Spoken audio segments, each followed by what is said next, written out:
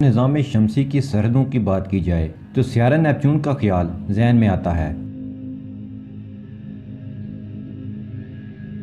لیکن نیپچون آخری سیارہ نہیں اور نہ ہی نظام شمسی کی حد۔ حقیقت میں تو نیپچون نظام شمسی کے بہت اندر واقع ہے۔ نظام شمسی کی حدیں اس سے کہیں دور واقع ہیں۔ سیارہ نیپچون سے پرے کا خطہ، جسے اکثر بیرونی نظام شمسی یا خطہ ماورائے النیپچون بھی کہا جاتا ہے، زیادہ تر ان ایکسپلورڈ ہے۔ بظاہر یہ خطہ صرف برف اور چٹانی مادوں سے بنے چھوٹے اجسام پر مشتمل دکھائی دیتا ہے۔ اس خطے میں اب تک دریافت شدہ اجسام میں سب سے بڑا جسم قطر میں زمین سے 5 گنا چھوٹا اور کمیت میں ہمارے چاند سے بھی بہت کم ہے۔ کوئپر پٹی، جو اس خطے کے شروع میں واقع ہے، سیارچوی پٹی کی طرح گرد و غبار اور ملبے کا ایک بہت بڑا حلقہ ہے، لیکن سیارچوی پٹی کے برعکس یہ زیادہ تر برف پر مشتمل ہے۔ یہ حلقہ سورج سے 30 سے 50 فلکیاتی اکائیوں کے فاصلے پر پھیلا ہوا ہے۔ یہ خطہ کم مدت کے دمدار سیاروں جیسے ہیلی کا دمدار سیارہ کا منبع خیال کیا جاتا ہے۔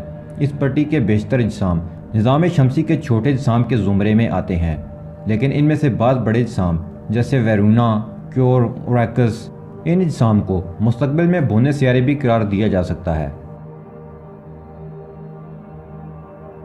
ماہرین کے اندازوں کے مطابق کوئپر پٹی سے 50 کلومیٹر سے زیادہ قطر والے 1 لاکھ سے زائد اجسام موجود ہیں، لیکن ان کے خیال میں اس پٹی کی مجموعی کمیت زمین کی کمیت کے 10ویں یا 100ویں حصے کے برابر ہے۔ اس پٹی کے اکثر اجسام کے ایک سے زیادہ چاند ہیں اور اکثر کے مدار زمین کے مدار سے کافی زاویے پر ہیں۔ کوئپر پٹی کو 2 حصوں میں تقسیم کیا جا سکتا ہے: روایتی پٹی اور گمگی پٹی۔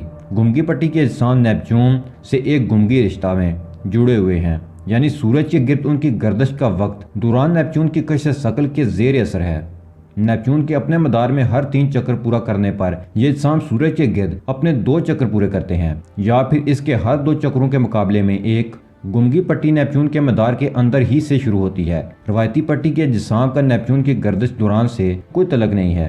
یہ پٹی تقریباً 39.4 سے 47.7 فلکیاتی اکائیوں تک پھیلی ہوئی ہے۔ روایتی پٹی کے اجسام کو کیوبانوس بھی کہتے ہیں۔ یہ عجیب سا نام دراصل اس پٹی کے سب سے پہلے دریافت ہونے والے جسم QB1 کے نام پر رکھا گیا ہے، جو 1992 عیسوی میں دریافت ہوا تھا۔ پلوٹو، جس کا سورج سے اوسط فاصلہ 39 فلکیاتی اکائیاں ہے، ایک بونا سیارہ اور کوئپر پٹی کا سب سے بڑا معلوم جسم ہے۔ کیرون پلوٹو کا سب سے بڑا چاند ہے۔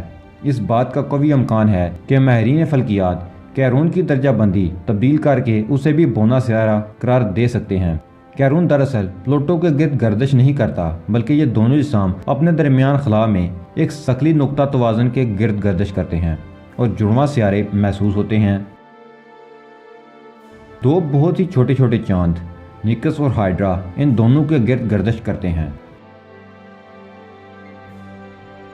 منتشر تشتری یعنی سکیٹر ڈسک کے اجسام کے بارے میں خیال کیا جاتا ہے کہ یہ دراصل کوئپر پٹی سے ہی آئے ہیں اور نیپچون کی ابتدائی زندگی میں جب اس کا مدار سورج سے دور جا رہا تھا تو اس کی کشش ثقل کے زیر اثر یہ اجسام بے ترتیب مداروں میں چلے گئے۔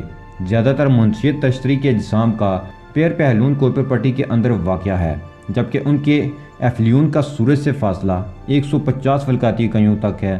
ان کے مدار زمین کے مدار سے کافی زاویہ بناتے ہیں۔ اکثر کے مدار زمین کے مدار کی عموداً واقع ہیں۔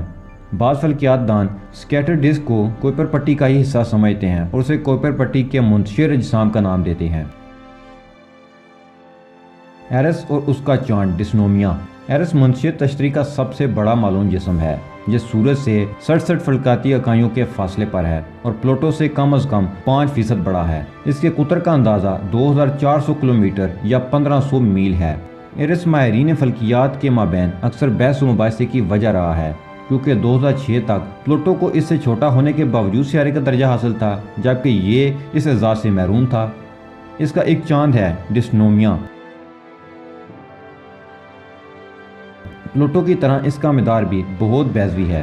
اس کی پیری ہیلیون 38.2 فلکاتی اکائیوں کے فاصلے پر ہے، جو تقریباً پلوٹو کے سورج سے اوس فاصلے کے برابر ہے، اور اس کا ایفیلیون 97.6 فلکاتی اکائیوں کے فاصلے پر ہے۔ اس کا مدار زمین کے مدار سے بہت ترچھا بھی ہے۔